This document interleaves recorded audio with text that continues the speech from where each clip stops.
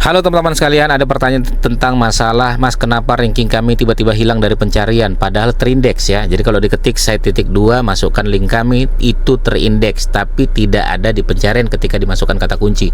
Itu kenapa bisa terjadi seperti itu? Untuk teman-teman sekalian penasaran, maka teman-teman tonton aja video ini sampai selesai. Oke ya. Masalah website kita ya, dia terindeks, Mas Didik, gitu kan, tapi ketika dicari dia tidak ada di pencarian Google. Itu kenapa bisa terjadi seperti itu? Oke, kita akan bedah teman-teman sekalian. Untuk teman-teman ya yang sudah paham tentang SEO, sudah paham tentang bagaimana cara bikin konten dan lain sebagainya di website tersebut ya, dan itu sudah dilakukan terus-menerus, tapi ternyata ya ketika dicek ternyata websitenya tidak muncul, tapi ketika dicek site-nya atau indeksnya dia sudah terindeks. Itu terjadi kenapa? Kita bedah tiga, teman-teman sekalian. Jadi ada tiga faktor kenapa website tersebut ketika dicari tidak muncul, tapi ketika diindeks tapi ternyata dia sudah terindeks. Tadinya dia sudah muncul nih di halaman pertama, tiba-tiba hilang begitu saja. Pernah nggak mengalami seperti ini? Kalau pernah teman-teman, ini relate banget untuk teman-teman, tonton aja video ini sampai selesai ya. Baik, tiga hal ini. Yang pertama adalah ada namanya yang disebut dengan duplikat konten ya. Makanya sekarang ini saya tuh terus terang teman-teman, makanya jangan biasakan ngambil konten dari full dari AI. Walaupun sebenarnya tidak ada masalah teman-teman kalau pakai AI, tapi pastikan AI tersebut betul-betul dirancang dengan prompt yang benar. Kadang orang buatkan promptnya begini, buatkan artikel 1000 kata tentang bla, enter, udah. Itu pasti kontennya nggak bagus, pasti duplikat kontennya banyak, pasti nggak menarik dibaca, pasti konten tersebut gampang sekali untuk rontok di posisi ranking Google. Maka kalau mau pakai prompt, buatlah prompt yang baik, buatlah prompt yang bagus, boleh. Atau teman-teman kalau sudah punya dapat hasil dari AI, diganti-ganti lagi, diedit-edit lagi, biar ada nilai rasanya. Bahkan saya pernah bilang seperti ini, apa sih yang membedakan AI sama tulisan manusia asli? Apa sih membedakan kalau kita bikin konten AI dengan konten non AI? Ya, AI kan bisa segalanya, Mas Didik. Iya, AI bisa segalanya. Cuman ada satu yang AI nggak bisa, teman-teman sekalian. Rasa namanya, rasa. Ya. Orang-orang mungkin ya, ketika kita menulis orang tahu ini tulisan Mas Didik nih. Ketika orang nulis ya orang tahu ini tulisan si A, ini tulisan si B nih. Karena ada karakter dan rasa yang tidak bisa diambil oleh AI. Ya, makanya poin pertama adalah duplikat kontennya teman-teman cek di Small SEO Tools Plagiarism Checker. Kalau bisa beli yang pro teman-teman sekalian, biar kedetek tuh semua yang ada di mesin pencari, yang ada di konten teman-teman sekalian yang sudah ditulis.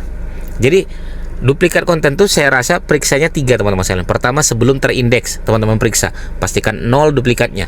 Yang kedua, setelah terindeks teman-teman periksa, pastikan 0 duplikatnya. Kemudian kalau sudah ranking di Google ya, tiba-tiba hilang dari pencarian Google, dan teman-teman harus cek lagi duplikat kontennya. Kalau itu aman, insya Allah aman. Pastikan ketiga-tiga ini 0 duplikatnya, uniknya 100%.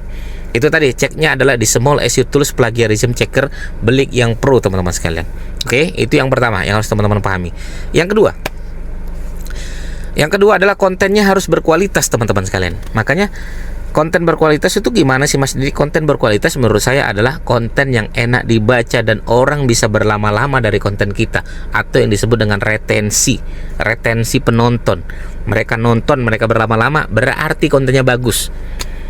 Makanya konten supaya bisa berlama-lama enak dibaca, kecepatan websitenya bagus ya, kemudian struktur websitenya juga enak ya, antara bacaannya tuh enak juga ya, kemudian website tersebut tuh emang relate saat ini pembahasannya, jadi kita enak mudah bacanya ya. Misalnya lagi rame Piala Dunia, orang-orang bahas Piala Dunia, rame, emang cocok, enak dibaca.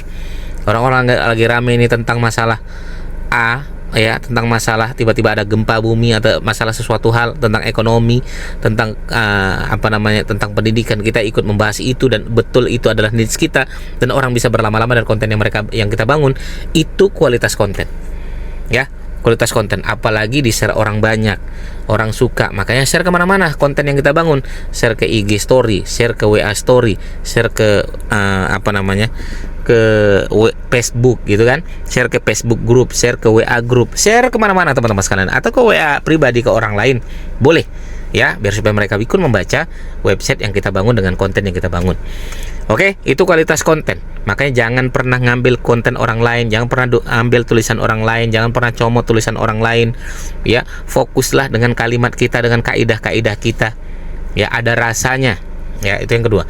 Yang ketiga, Jangan pernah bikin konten yang mengandung hoax, ya, tidak jelas sumbernya dari mana, dan itu tidak disukai oleh Google. Makanya konten yang disukai oleh Google adalah konten yang ada sumbernya, ya. Apalagi konten kuantitatif artikel. Konten kuantitatif artikel wajib menyebutkan sumber, ya. Sumbernya apa, Mas Didik? Sumbernya misalnya kita kasih sumber jurnal internasional atau sumber-sumber yang terpercaya, sehingga konten-konten kita ketika menyebutkan kuantitatif artikel dan kita kasih sumbernya di dalam konten tersebut boleh, ya.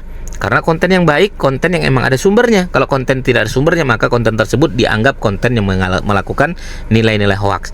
Nah, 3 hal ini teman-teman harus pahami ketika teman-teman membangun sebuah konten di dalam website tersebut. Oke, kalau sudah dibuat nih Mas Didik, saya sudah atur, ternyata duplikatnya banyak. Oke, saya ganti-ganti, saya bikin 0 lagi. Apa yang harus saya lakukan? Oke, setelah teman-teman bikin 0 lagi, oke, kemudian kualitas kontennya sudah mantap, sumbernya sudah ada, saran saya indeks ulang, ya. Yang penting yang nggak perlu teman-teman ganti, judul, URL, meta deskripsi, jangan pernah diganti. Kalau sudah, teman-teman indeks ulang dah. Udah indeks ulang, nunggu besok atau lusa teman-teman cek lagi di halaman pertama Google, mudah-mudahan sudah masuk di posisi yang dulunya pernah masuk di halaman 1 Google. Ada beberapa murid-murid saya, beberapa hal dia dulu nembak kata kunci A, tiba-tiba hilang dari pencarian padahal masih terindeks. Ketika itu kita cek, ya, ternyata duplikatnya ada 86%. Saya suruh ganti semuanya, bikin sampai 0%. Habis itu indeks ulang, dan alhamdulillah posisinya naik lagi di posisi pertama Google. Jadi itu alasan kenapa ranking bisa turun. Itu alasan kenapa ranking kita tidak naik-naik. Itu alasan kenapa ranking kita bisa hilang dari pencarian Google. Begitu teman-teman sekalian, semoga bermanfaat ya. Ya, terima kasih. Yang mau bertanya, silakan langsung aja bertanya di kolom komentar kami. Assalamualaikum warahmatullahi wabarakatuh. Bye bye.